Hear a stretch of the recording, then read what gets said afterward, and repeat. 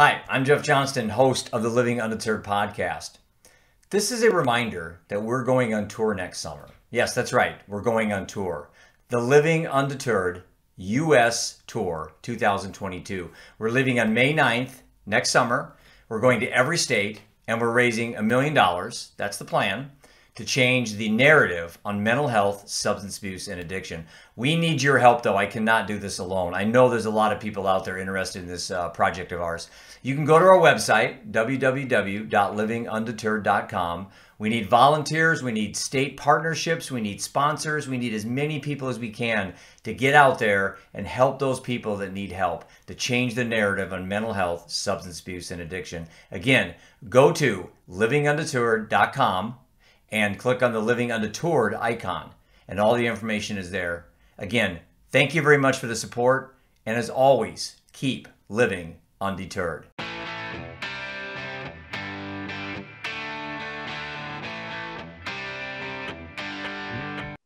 Welcome. I'm Jeff Johnston, and welcome to the Living Undeterred podcast. I'll be your host today with a special guest, Zachary Green from beautiful Hilton Head, South Carolina. Last time I was in Hilton Head, I watched my son play golf, and I can say it's arguably the best golf area of the country. So you're living in the golf mecca. I assume you're a golfer, Zachary. Believe it or not, I'm not. I need to start getting into it since I've moved down here. I used to play before my son was born, but it's hard to get 5 hours off. It is. I only play 9 anymore anyway. It's tough to play 18, it seems like. Yeah, 9 is comfortable. Yeah, well, listen, we got a lot to talk about. I want to navigate into this warrior mindset that I met you on LinkedIn, and I've listened to some of your podcasts, and I can say that a lot of people right now need to listen to what you're talking about being resilient and as I say, as living undeterred. You know, it's kind of a mindset that you develop, and yours goes back a long ways. I mean, I know your history. You and I have talked before.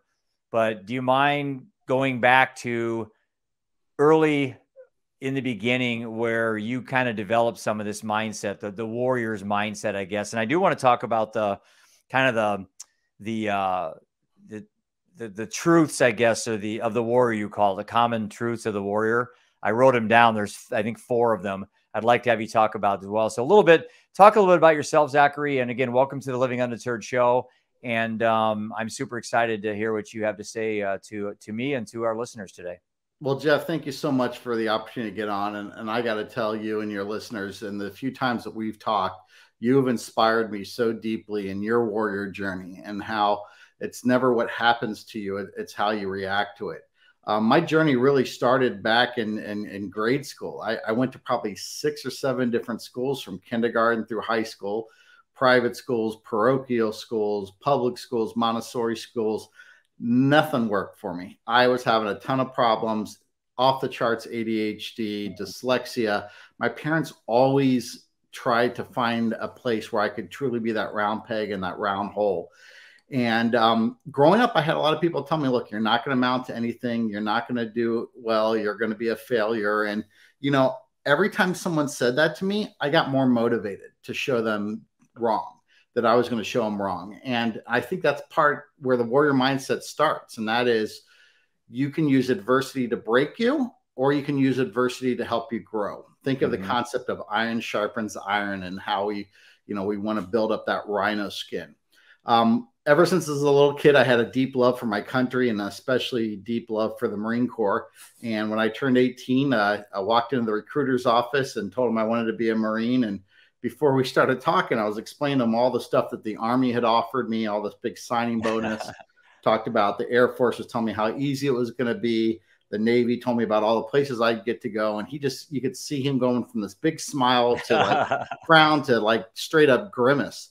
And he lifted his feet off the ground, put them up on the table. He kind of leaned back in his chair like this. And he said, son, we've been the finest fighting force for over 240 years, and we'll continue to be that way. The question is, what can you give the Marine Corps? And I kind of was like, okay. And he goes, and by the way, I've seen guys like you before. You'll never make it through boot camp. There's no way you're going to be able to be tough enough. And I showed him. I grabbed the contract right out of his hands, signed it right there on the spot. And before you know it, a couple months later, I'm standing on the famous yellow or infamous yellow footprints at Paris Island, which is oh wow, the worst place you can imagine. Now it's funny how my life has taken me full circle, and now I'm down at Hilton Head, only 8 miles away from Paris Island. Literally can see it from my beach. And it's kind of interesting how that worked out. But when I got to Paris Island, obviously it's very difficult for anybody, but for me, it was off the charts difficult. And the reason why is I was coddled a lot growing up. My parents did very well for themselves, gave me all the great things that I ever asked for. And here I am serving with these kids that grew up in the coal mines of West Virginia or the projects in New Orleans and the streets in Philadelphia. They didn't always get 3 meals a day or a roof over their head. And they're like, this is awesome. I'm getting all the food I can eat. I got a nice place to sleep. And they excelled, but I kept getting worse and worse. And what I realized is they had already been through their resistance. They had been through multiple crucibles in their life. Right. I hadn't. And my first crucible happened about the second or third week when I dropped my rifle. The drill instructor leaned over to me and said, look, your mom and dad aren't here to help you anymore, and you're not going to make it. You're a quitter and you're a failure. And that brought back all these emotions and all those things of what had happened growing up. And I collapsed. It was my crucible. And so the book's journey, and we'll talk a little bit about my professional journey after I got out of the Marine Corps in a second, but it was so significant in that moment of my, only 18 years of life. You have resistance. You have these things that happen in your life that are very difficult, and they prepare you for what's going to lie ahead. Because as you start to get trained and you start to experience those difficulties, you start to develop that rhino skin. So the first thing I challenge your listeners is embrace the suck. We have a common saying in the Marine Corps, embrace the suck. Embrace that adversity, because that's just helping you make you stronger. Like the great philosopher Nietzsche said, what doesn't kill you makes you stronger. Yeah. So for me, once you get into that crucible, which was happening when I was crying on the parade deck of Paris Island, thinking that my mom and dad weren't there to help me and I wasn't tough enough. At the bottom of the crucible is the abyss. And the abyss stands for darkness, death, failure. Now, again, Nietzsche also has talked about if you stare long enough into the abyss, eventually the abyss will stare back, which means it will consume you. Right. So for anyone that's had a critical crisis in their life where they see that abyss and you start to think maybe suicide's the right answer, or maybe, doing something really dangerous or stupid's the right answer. When you're in a crisis, every option becomes available to you. When you're not in a crisis, that doesn't always happen. But you have to honor the abyss, recognize how horrible it is, and then you have to transform and you have to conquer it. Now, those are very specific words, transform and conquer. The conquer is you have to destroy what got you there. That believing that negative voice, believing those people that told you you weren't tough enough. You have to destroy that. And the second thing you have to do is you have to make a transformation. And we'll talk about that in a second here. My transformation that occurred, I became a U.S. Marine. Major transformation that stayed with me to this day and helped me grow my company. I get out of the Marine Corps in 99. A couple of years later, September 11th happens. I've got a lot of survivor's guilt, feel really bad that my buddies are out there taking the fight to the enemy and I'm getting fat and enjoying civilian life. And so I joined our volunteer fire department. And early on in my experience as a firefighter, I got lost in a fire. And I wanted to invent or develop something that would help firefighters not get lost. And really, rather than focusing on the product, I wanted to focus on how we can reduce disorientation and increase accountability in zero visibility environments. And I developed this glow-in-the-dark material, started selling it out of the trunk of my car, made like $5,000 in 6 months. Eventually quit my full-time job, which was at Eli Lilly doing brand marketing and development and strategy.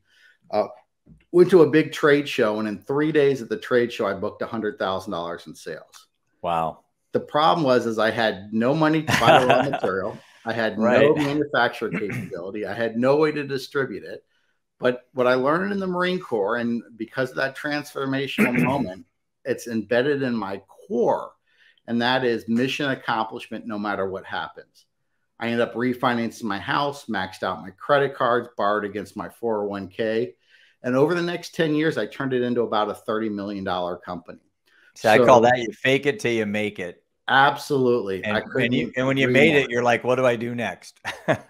Well, and it's funny because I put a lot of goals out there for me. Some of them very tangible goals, like a car or, you know, opportunity to move to Hilton Head. And once I got those, it's like, what do I do now? I kind of felt let down because I had accomplished it. So now I'm setting up new goals. And one of them is what you and I are talking about today, sharing my story. So this entrepreneur, I like the way that you've kind of got your book is what, the Warrior Entrepreneur, is that what it's called? Because I'm kind of a serial entrepreneur as well. I have that disease, I guess you'd call it, where I'm always a disease. Because you're always looking at, you're looking at different ways you could take whatever your passion is and turn it into a business. And I guess for some people, they may look at that as, you know, my case, I'm doing this Living Undeterred project, and I'm going around the country next year and raising all this money. And I want to help people learn how to work through this mental health issue that we have as a country, as a society. And so my entrepreneur mind is turning as well. And I got to be a little careful in that people don't, you know, take it the wrong way. But then again, entrepreneurs probably don't care what other people think, you know. And I admire what you did with this idea that you took, and there was a need. There was obviously, it must be an absolutely terrifying moment to be lost in a building that's on fire. I can't even imagine, you know, what that's like. And you said that's happened to you before, right? It happens to everybody that's in a firefighter. And the reason why is, number one, the electricity is probably going to be disconnected because water and electricity don't mix real well. And we don't like squirting our hoses on things that are electrified. But number two is the dark, big, thick, black smoke. And when I had that experience where I got lost, and I remember talking to my captain, and he started making fun of me. He's like, look, that happens all the time when you're a firefighter. You just have to get used to it. I'm like, that's not acceptable. Right. We've got to find a solution to this problem. So what specifically I mean, you came up with a solution. Will you go back and explain again exactly what this solution was or is? And I'm assuming it's still being used in the industry throughout the country, but what exactly does it do? So it's glow in the dark. That's the easiest way to explain it. But think of it more like glow in the dark on steroids. So they're different crystals that absorb light and slowly release it out in the form of a green glow. We've all seen the Halloween toys and the concert posters from the 70s and 80s. That uses a zinc-based pigment. What happened is about 10, 15 years ago, they found by using a couple of rare earth elements such as strontium and europium, you could put them into a different crystalline matrix and actually make it glow a lot brighter and a lot longer. I then found a way to take that to the next level and not only grow brighter and longer than anybody else had done, but put it into different carriers that would be more heat resistant to survive firefighting. My goal all along was always about helping my brother and sister firefighters. Now, what I did is and this is a big thing that I find a lot of entrepreneurs fail in doing. They focus so much on the features and benefits, they miss the most vitally important thing you can do as an entrepreneur, and that is to solve a problem. So rather than me going around the country and just talking about how bright it glows and how long it glows and what its heat resistance is, I went around and just talked about, hey, have you ever been lost in a fire? What was it like? How did you find your way out? And it's always usually there was a little light coming in through a window maybe, or maybe it was a flashlight of somebody else that they could see, and that allowed them to orient ourselves. And then I talk about accountability. Have you ever lost your tool and had to, vent through a wall? Or have you ever lost track of where the hose was and not be able to get the wet stuff on the red stuff, which is pretty important when you're in a dynamic fire situation. Right. And as I would get that buy-in and talk about those problems, and I say, well, here's a solution. And then I would show them the glow in the dark material. And, it really just took off from there. And so you sold this business for how much? So I haven't sold the company yet. Okay. It's still up and running. What we did was I brought the firefighter component. We built it pretty good. We were making a lot of revenue, not a lot of profit. Eventually raised a couple $1 million in venture capital financing with the goal of going after the exit sign market. Now, in the United States, there's 100 million exit signs. They all need batteries, light bulbs, and electricity. There's a loophole in the code that says you don't have to have them electrified. They just have to be visible when the power goes out for 90 minutes. Well, the glow that we have glows for so long and so bright, we were able to meet that code and develop a line of exit signs and get them patented. And Wow. that's when things really took off. And the connection here is, and the brand is, who's the one that inspects the exit signs? It's the firefighters. Well, I already had 100,000 firefighters using my products already to build that equity of that brand up, Yeah, and got to know absolutely. me as an entrepreneur. And that's really how we took it off. And when we really hit the, you know, the jackpot was when Home Depot started not only using it, but they started carrying it. And now we're distributed by pretty much all the major distributors out there. Well, I think it's a good example of kind of a relatively simple concept, you know, kind of an aha moment, and how you, instead of just saying, well, I can do this and not doing it, you actually did it. And I'm sure you're always thinking of ways you could do the same thing, but in maybe a different industry or a different market, you know. Simple and elegant is so important. You know, Steve Jobs is the perfect example of that, of taking that iPod and getting rid of all the buttons, and then eventually going to an iPhone that looks like this now, that has no buttons at all on it. Simplicity. Yeah. So I want to pivot a little bit, if you're okay. Again, going back to what I call the living undeterred mindset, and then how that kind of complements kind of the warrior mindset, we'll call it. You know, I'm asked frequently, you know, how can I actually have survived not only the death of a child, but then the death of my wife, which was just 6 months ago. You know, how do you not just, how do you survive that, Jeff? And so I've got to thinking, you know, well, how do I answer that question? Doesn't sound overly dramatic, or, you know, too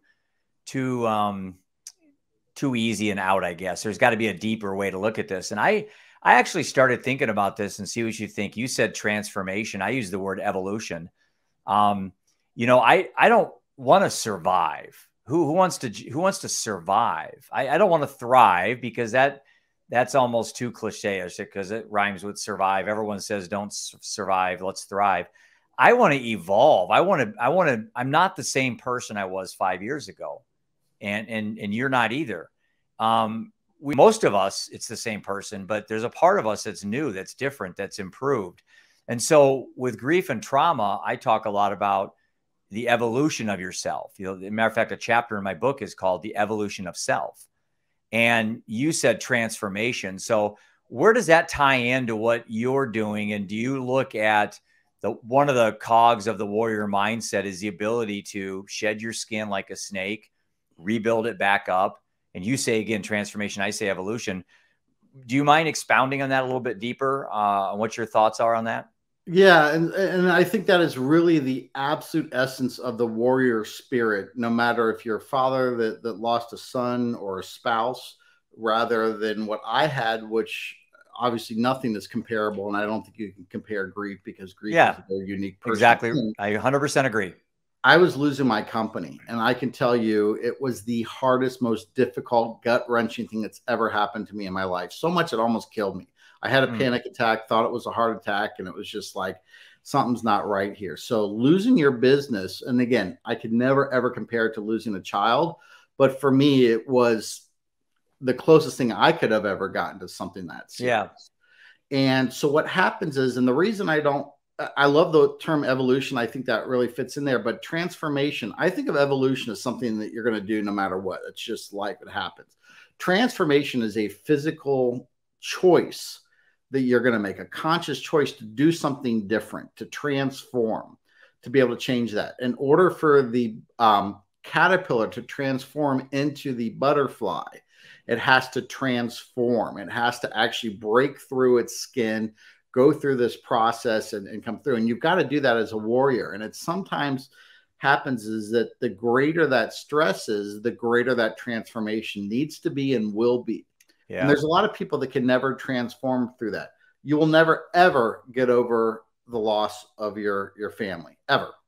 What you're going to do, though, is transform the way you deal with that and cope with that. Now, there's negative ways to cope with it, and there's positive ways to cope with it. It's very simple sometimes to slip into those negative things. Right. But the warrior is going to look at that and realize they're on this earth to do something different, to really change the world and to really bring other people with them. And God has put you, Jeff, into this situation to give others a voice, because now you are going to save the lives of other people by your vulnerability and by teaching them the tools that you have learned through this unbelievable crucible that you've been through.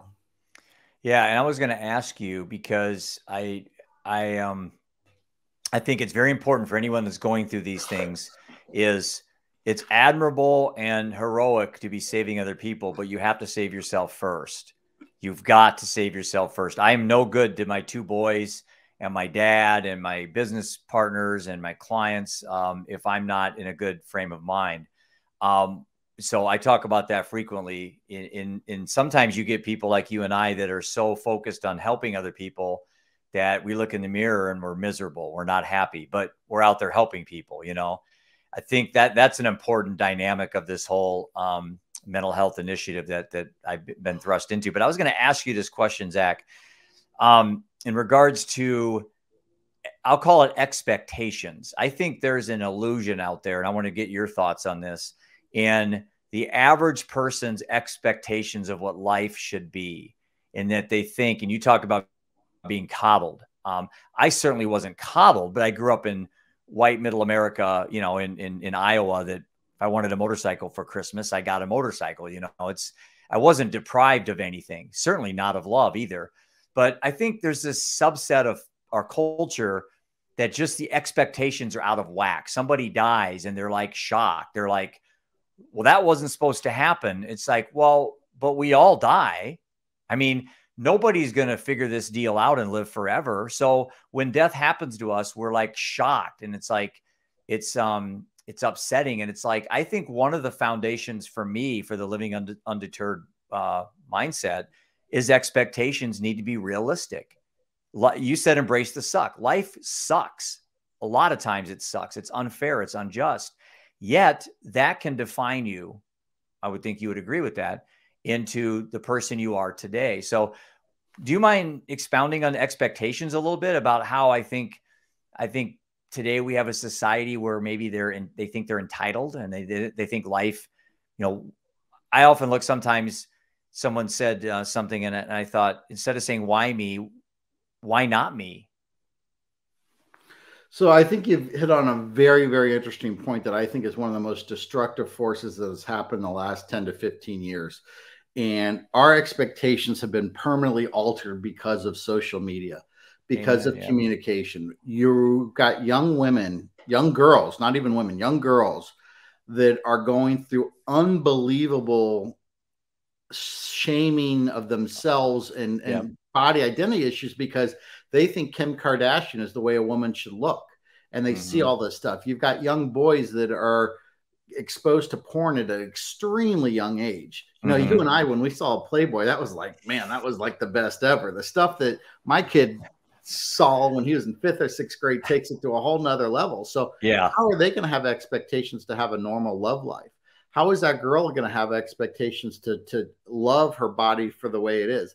How are we going to have those expectations to realize that it's okay not to have a Lamborghini or not to have all this other type of stuff? And you've created this fakeness that's out there too, because on social media, we only see the good stuff. Nobody puts the raw stuff.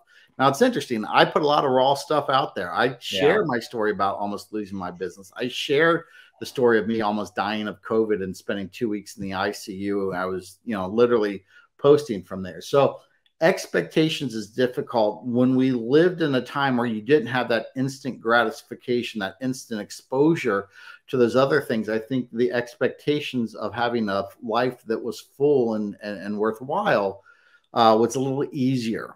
And for me, I think if you can boil it all down, I think it's really two things. The first thing, make a difference. And I hope that you're making a difference for good, because when we're gone, we're gone. Now you can believe in the afterlife or heaven or hell or whatever. It doesn't matter. What you do on this time right now is what's going to echo in eternity. If I could steal a quote from Gladiator, one of my favorite Gladiator. movies. Absolutely. Yes. The changes that you made, the people that you impact, those type of things. The second thing that I think is one of the most vital things is, I look at the Marine Corps and I hear stories about these guys that lay down on a grenade. I got a chance. I'm a huge World War I history buff. I got a chance to go to Belleau Woods, which was one of the most famous battles of the Marine Corps. We lost 80% of the Marines in the first hour of that battle. We had lost more Marines in that hour than we had in the history of the Marine Corps up to that point. Wow. What in the world is powering those Marines to go into that next line and that next volley of machine gun fire, knowing they're going to die, but they have to be bullet sponges, so maybe the fourth or fifth group can come in there? And it's real simple. It's called love. You got to love. You got to love each other. You got to love your fellow man. You got to live your mission. You got to love what you're out there, because without love, what's the purpose of anything? And some people love things that are material, and some people love other things, but that, I think, is a real key for me. My love is obviously to your family, but I made a lot of sacrifices over the last 5 or 6 years as I was building my business, and I didn't put my family first. And they knew that. And I told them that I'm going to miss anniversaries and birthdays and experiences because I'm trying to build this company. And then when I finally get it, we'll enjoy it. And over the last year, moving down here to Hilton Head, getting the time to work via Zoom and not have to get on airplanes all the time, we now are able to really connect with each other better than we did in the past. So I think you're spot on with the whole social media thing. And I know it's easy for us. Every generation looks at the current generation and we get critical of the advancements in technology as being a threat. You know, right now it's artificial intelligence is kind of the next big threat out there. But I was going to ask you your common truths of the warrior. I saw this on your profile, and there's 4 of them that I saw: risk, struggle, grit, and bravery. Which one of those 4 is the most important common trait? I think it's got to be grit, because I think grit is kind of the amalgamation of all those put together. You've got to have grit to embrace risk. You will never be a successful entrepreneur if you don't want to have risk. Now, 80–90% of the population would never, ever want to risk losing their house, risk losing their pension, risk losing their job. Because when you want to have an opportunity to get rid of the ceiling of the money that you can make, you also have to get rid of the floor. So what that means is, if you're working in a cubicle and you're making $60,000, $70,000 a year and you're doing really great benefits and it's an easy job and you like it and you like your coworkers, and you say, you know what, I want to make $300,000 a year. Well, unless you're a doctor or a lawyer, there's pretty much no way you're going to make that level of money until you go ahead and have the risk to get rid of that safety net. So what's the difference? Sorry, go ahead. No, I'll let you finish. I'm sorry. Grit is basically, no matter what happens to you, you're going to continue to accomplish that mission. You're going to use iron to sharpen your iron. You're going to conquer your crucibles. You're going to transform and change to get through that. That grit is the glue and that common theme that's going to take you from one step to the next. What's your difference between that and bravery, I guess? So bravery and courage, I think, are synonymous with each other. Bravery is not being scared. It's okay to be scared. Look, someone says, are you ever scared when you run into a burning building? Absolutely. If you're not scared running into a burning building as a firefighter, you have no business being a firefighter. Now, it's more of a healthy respect, I think, than an actual fear. But courage and bravery is embracing that fear and going through and conquering it and leaning into it. It's having those challenges as an entrepreneur and being scared. It's scary when you sign your house as collateral on the loan that the bank asked for you to sign. But courage and bravery is still going forward and doing that and not shying away from those challenges. Are you familiar with the term post-traumatic growth? Never heard of that. I wrote about it in my book. Robert Tedeschi is the I'm not sure what his profession is, but we'll say he's the originator of this term. And I write about my book on post-traumatic PTSD, post-traumatic stress syndrome. It gets talked about ad nauseum in the media, and it should, because it's a very important concern today with mental health. But no one ever talks about post-traumatic growth. And post-traumatic growth is what comes out of somebody's breakthrough, let's say. So I'll give you an example. You know what post-traumatic stress is, and it permeates very many levels of society. Post-traumatic growth would be somebody that took a situation, a struggle, and found a way to persevere. Okay. Maybe that warrior type mentality. But the difference between resiliency and post-traumatic growth is post-traumatic growth is after you failed a few times. So in other words, you get to the struggle, you fall off the wagon, you get to the struggle, you fall off the wagon. Most people kind of stay in that mindset, and they become depressed, and then whatever happens after that. But there's this breakthrough of growth, of learning, of better, not bitter, I like to say. Take a situation and make the best of it.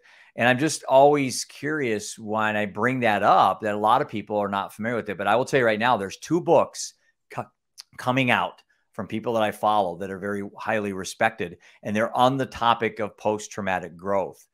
I certainly think it's an area that we in this area of helping people need to discuss more, because, for a lot of people, Zach, you and I are just wired a little differently, and a lot of people don't have the ability to get up and fight each day, swinging, and that's how I think you and I approach a lot of struggles we've had in our lives. Yours is, certainly admirable, and your service with the Marine Corps has been, respect that. I didn't go down that road. I've never been in the service, but, I've had certain things come my way. I had to be resilient. So I'm just always wondering why, maybe I'm rambling here, but why some people have figured it out and others haven't yet. I think everybody can, don't you? They just haven't found a why yet. I think you just hit the nail right on the head. I think one of the greatest things on the internet is Simon Sinek's TED Talk on what, how, and why. And, leading with the why, that was for me something that I had right at the very beginning. Was my why was to transform firefighter safety and the deaths that occurred as a result of that, to change the way that we look at exit signs and stop putting batteries and light bulbs in landfills and try to find another way. So I couldn't agree. I couldn't agree more that why is so incredibly important, where most companies just focus on the what and the how. The what is their product. And what ends up always happening is people protect their what so much because they're scared someone's going to copy it, or they dump all the most important resource you have as an entrepreneur is cash. Not money, cash. There's a big difference between the two. Money is like how much credit you can get and how much potential sales are in the pipeline. Cash is how much money's in the bank. And you wrap your cash up on patents because you're so focused on your what. And what happens is you lose track of the how, which is how are you going to make money? How are you going to distribute it? How are you going to get it out there? But when you get to the people that really get it, it's the why. And the most brilliant, greatest commercial in the history of mankind that hit the why better than anything is the Super Bowl ad in 1984 for Apple when they launched the Macintosh. It had a very George Orwellian guy in black and white and a bunch of these people in the audience that were just looking at it. And this woman comes up and she whips this sledgehammer out. She crashes the screen. It comes out, and the famous words from Apple come out: think differently. Apple to this day has never advertised a processor speed. They've never talked about the features and benefits of a computer. All they talk about is think differently.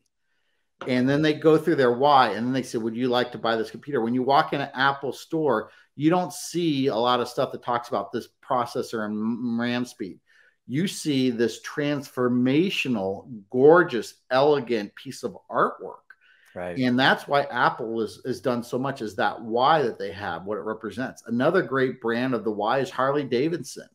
They went through a run there where their bikes were not good, but they never missed a beat because people know that stands for the America's brand. Matter of fact, I think they make, I don't know if this is true, but I think it's close. They make almost as much money off of their apparel as they do off of their bikes. I wouldn't be surprised. People want to be part of that why. They want to show what that represents. John Deere is another example.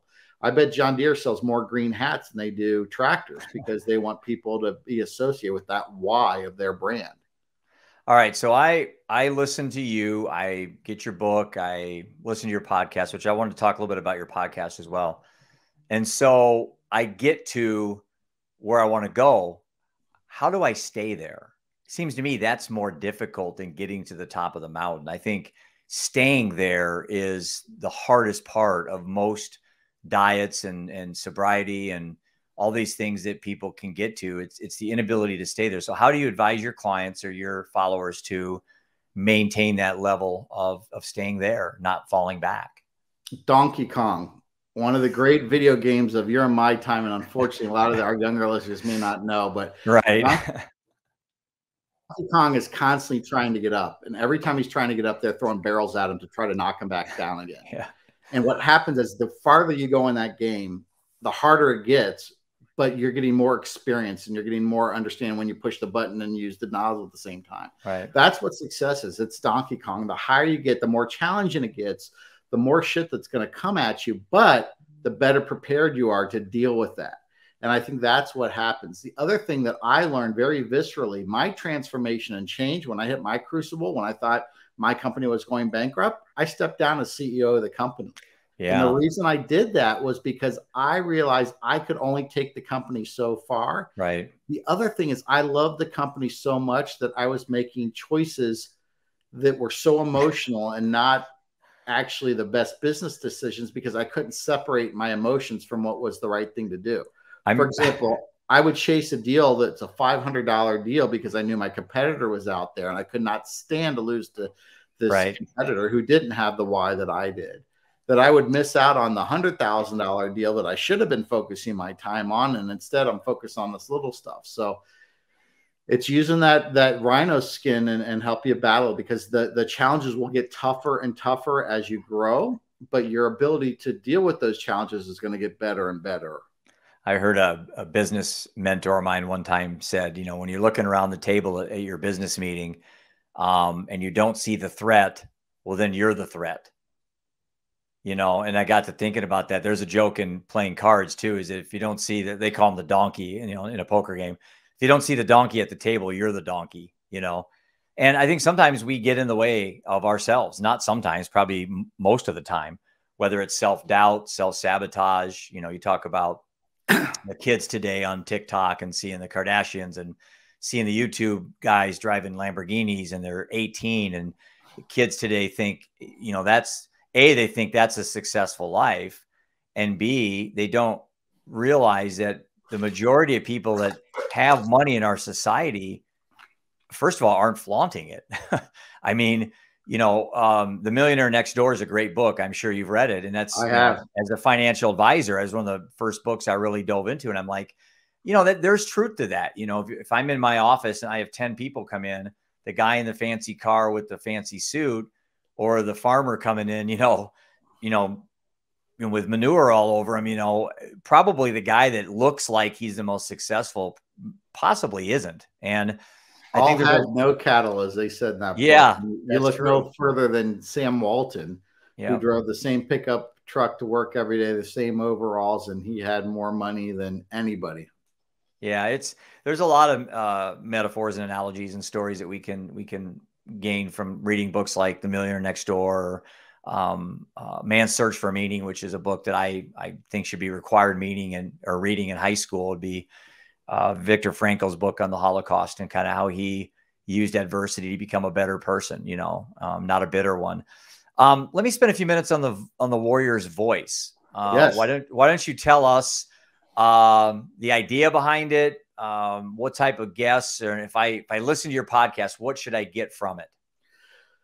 So, first of all, I would be honored to have you on a guest. You are exactly the type of guest we're looking for. Now, we're interviewing all kinds of warriors. So, my partner in the podcast is Colonel Rico Player. He is currently on active duty. He's a combat Marine Corps veteran, and he also runs the headquarters and support battalion at Paris Island. And what we do is we talk to people that have overcome challenges in their life. We talked to our first couple ones. We interviewed a chaplain in the military that went through a lot of difficult things when he was deployed to Somalia. We've talked to professional athletes. We've talked to people that have, gone to prison and came out. Our most recent one, Jeff, that I really would like you to watch is a gentleman that lost his son to cancer. 2 years later, he loses his other son to suicide. And I saw that. Before his son is even, buried, his wife has him admitted into a criminal mental institution and drains him out. And the two of you are two of the nicest, friendliest people in the world. And you look at you and like, how can you be like this? But the mission, the why that you both have about helping other people, and for him, having lost a child and trying to treat all kids as his children now, to teach and to help them grow, it's just amazing. So the podcast is really designed to show people how to use adversity to overcome your crucibles. And we look at the full gamut, again, from actual warriors that have been to war all the way to people that are just struggling to get out of bed in the day.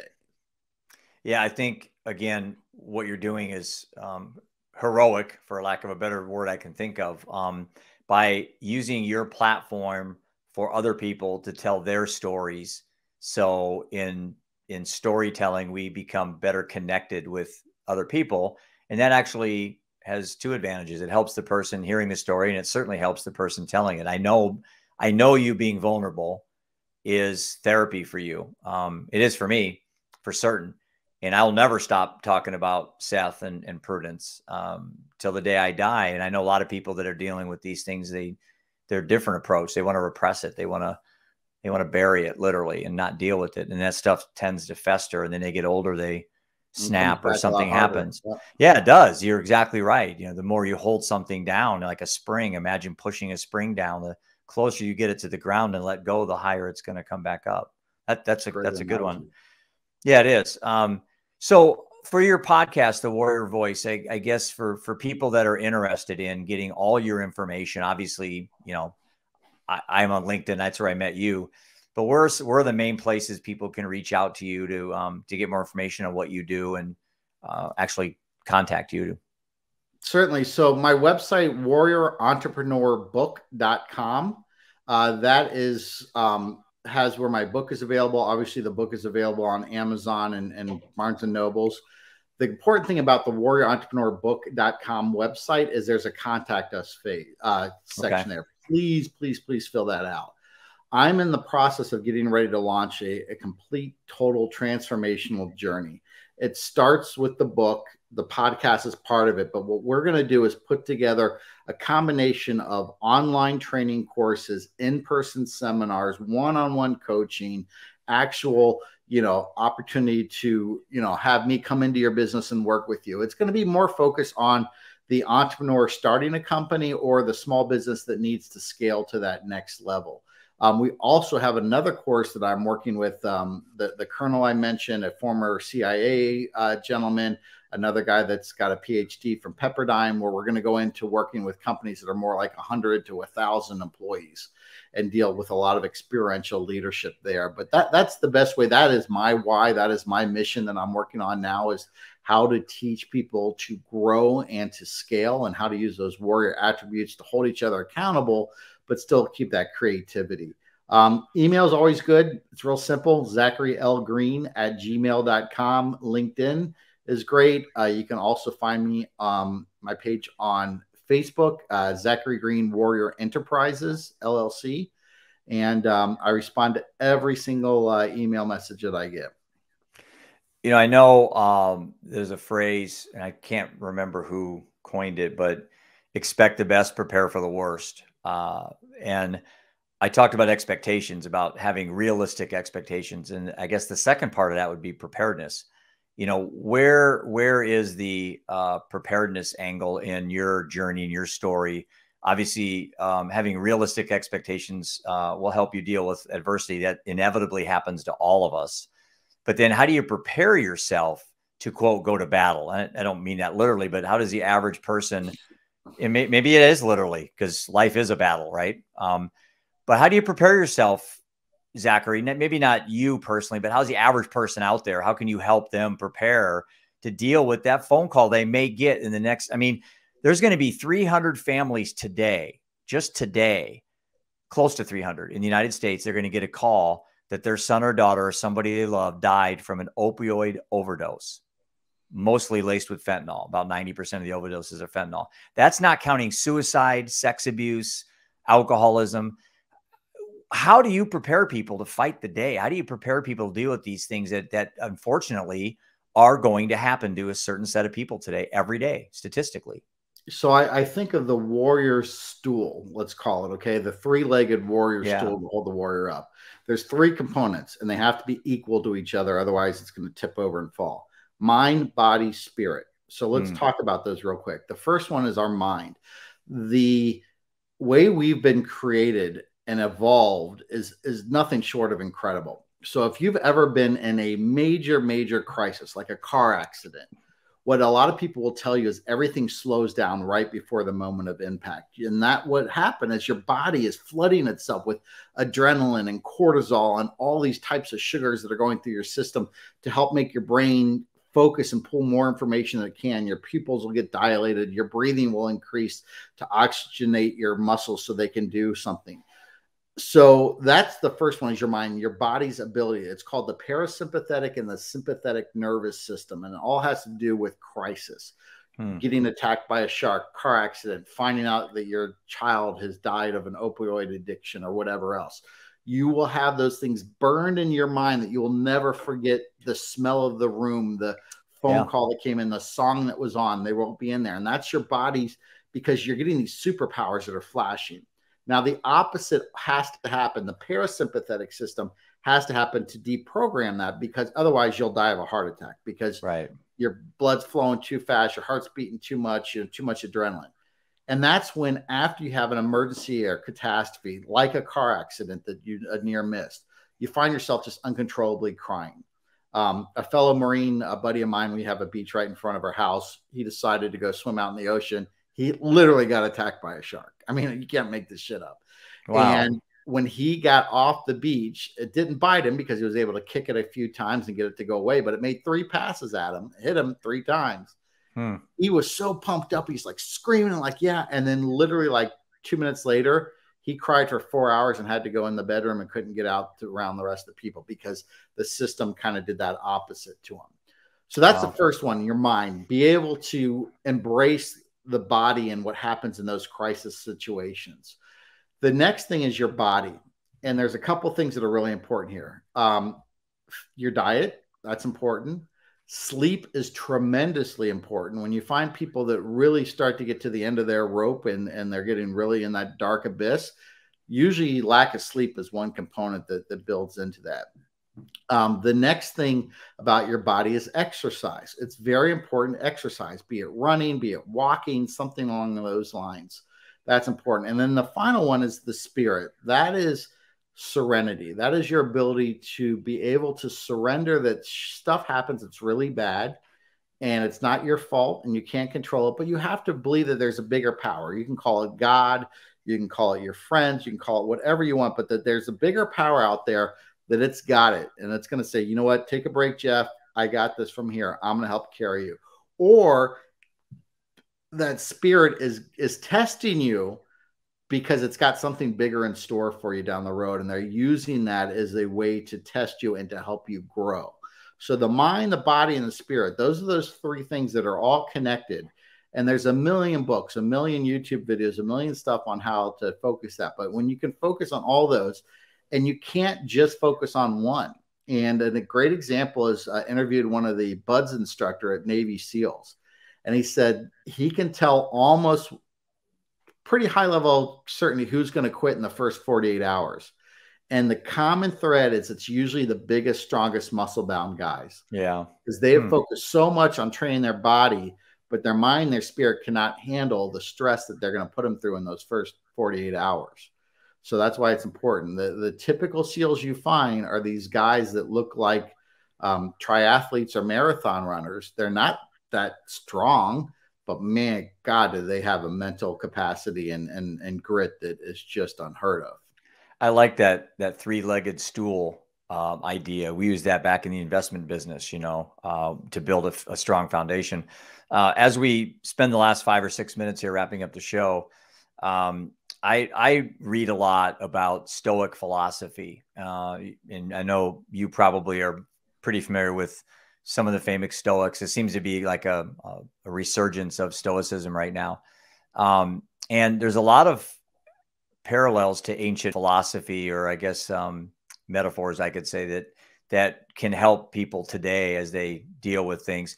You mentioned the mind, body, and spirit. Where would you put meditation in that? And then my last part of this question, two-part question, would be, well, actually, why don't you answer that first on the meditation? Where does meditation come into all this? I'm a huge advocate of it. I write about it a lot.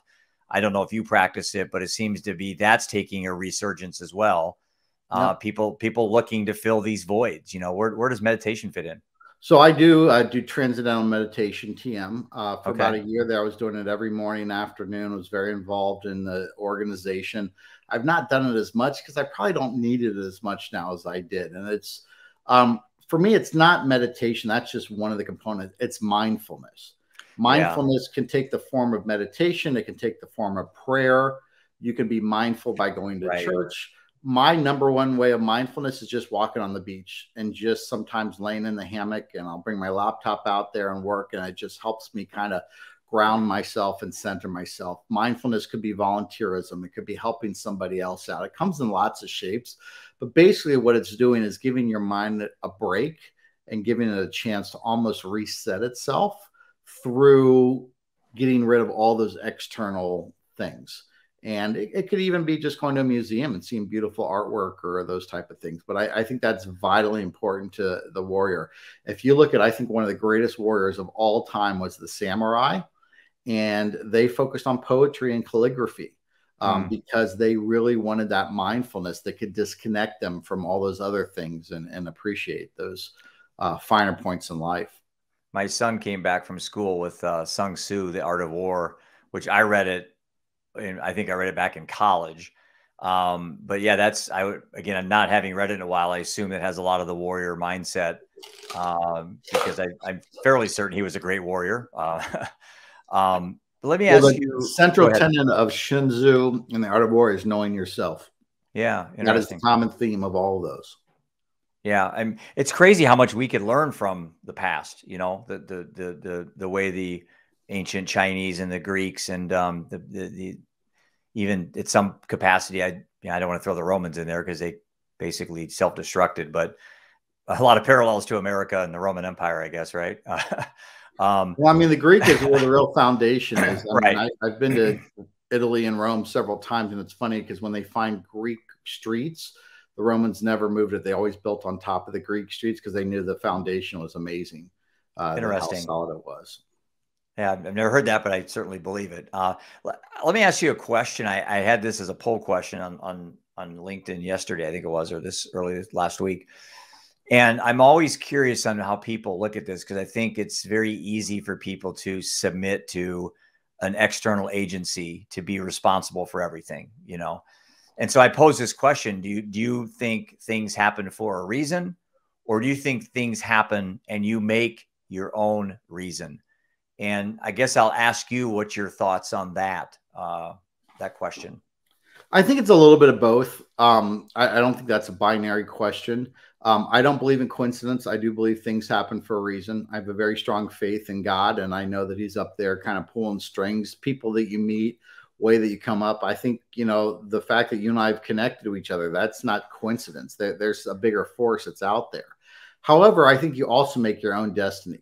If God presents you with all these different things. So for example, you've got cancer and God says, okay, here's the best doctor. Here's the chemo. Here's all the stuff. And you keep saying, no, I don't need to do that. And then you die and you go to the pearly gates and like, God, come on, I prayed. What are you doing? He's like, you weren't paying attention. I gave you the doctor. I gave you the drugs. I gave you all the stuff. And you just kept ignoring each one of those things. So we are born with free will, which gives us the opportunity not to do or to do stuff. But I think when you can embrace that energy, call it karma, call it God, call it whatever you want, and you can then start to make choices, recognizing that that's going to be out there and not blindly assume that, it's all going to work itself out, but taking those little things out there and trying to absorb as much of them and utilize them and manipulate them as much as possible to your advantage and to your why is really important. I was surprised. It was, I think, right around 50-50. The poll votes were 50% of people thought that things just happen for a reason and I don't have any control over it. I have control over how I react, right? but not the actual event. But then other people said, no, I think whatever happens to me, it's my responsibility to figure out why it happened. And if there isn't one, then fabricate one, make one up, you know? And I kind of battled all this as I was dealing with questions about, you know, why my son, for many reasons, you know, not that he was taken by anybody, but why he chose that particular decision that heroin would be an idea to get high, you know. And obviously fentanyl wasn't as big a name as it is today, but there are more overdoses and we know more about fentanyl. So there's something certainly not, there's something certainly a problem with the system when I think education is actually better on these topics, but people are dying. There's more suicides, there's more alcoholism, there's more overdoses, but we know more about all these topics. So I'm kind of compelled to feel, and this is why I meet people like you every day, figure out ways we can get these narratives to start changing, to get these statistics going in the other direction. So people are less chasing happiness in their life and more pursuing peace, you know, getting some sense of peace. Happiness is just such a wasted emotion. I mean, I can be happy by buying a car, but I can't be at peace. Happy, it's more fulfillment, I think, is a better way to look at it. You know, you're feeling a connection there. I think one of the other ways of looking at your question is the concept of chaos. And we are trained to put chaos in order. But the one thing you can do with chaos is you can't put it in order. You have to embrace that there is a beauty in chaos, and there is a cadence and a synergy to connect up with chaos. And when you can do that and you can let go and surrender that it's just chaotic, and you are able to be resilient in the point that no matter what happens to you, you're going to be able to react to it. I think that helps people get through those challenges and when those catastrophes happen, rather than simply trying to say you're going to control them, because life is a series of random things, and bad things and good things. And you have to embrace that energy and what happened there, but you also have to accept that the only constant is change, and sometimes things are just wackadoodle, and you've got to be able to be resilient with that warrior mindset to take care of whatever comes your way. Well, I'm very appreciative of the chaos of life of introducing you and I together. And I really look forward to doing a lot more work and exploration with your projects in conjunction with what I'm doing as well. I hope to meet you when I'm on my tour this summer. I leave in 4 months, and I'd say we could go an hour talking about the amazing humbleness and beauty in this project that I somehow popped into my head one afternoon. And I'm terrified as hell. I am. Where's your thing? Risk. I'm risking a lot by doing this. I'm already struggling with the tour. I mean, I'm going to be on 95 days on the road, and I've got things back here I'm working on, and grit. Yeah, I have to be full of grit to do something like this. And then bravery. I think courage and bravery would be words I would certainly feel I'm trying to fill that well up every day. But meeting people like you and listening to your podcasts and reading parts of your book and so forth have really put me in a really good spot, that there are a lot of other people out there that can take chaos and turn it into something good. So I'm very grateful that we met, and I appreciate the time you've taken. I would certainly be more than honored to reciprocate and be a guest on your show. I would love to have you on. And Jeff, you are a true warrior, and you have unbelievable courage and bravery, and what you have been through and will continue to be through is difficult, but you have that courage and that grit to get through that and to help others. And I'm honored to be part of that journey. Hopefully I can host you when you're down here in Hilton Head. We've got plenty of extra bedrooms and bathrooms. So I'd love to have you over and invite some of our neighbors and friends. I think they would really love to talk to you. And again, would be honored to have you as a guest on our show coming up here. Well, keep doing what you're doing. And you are a warrior, and you're also living undeterred. So with that, my friend, we'll talk at a later date, but I appreciate the time you've taken today to be on the show. Thanks, Jeff. Have a great day. You too.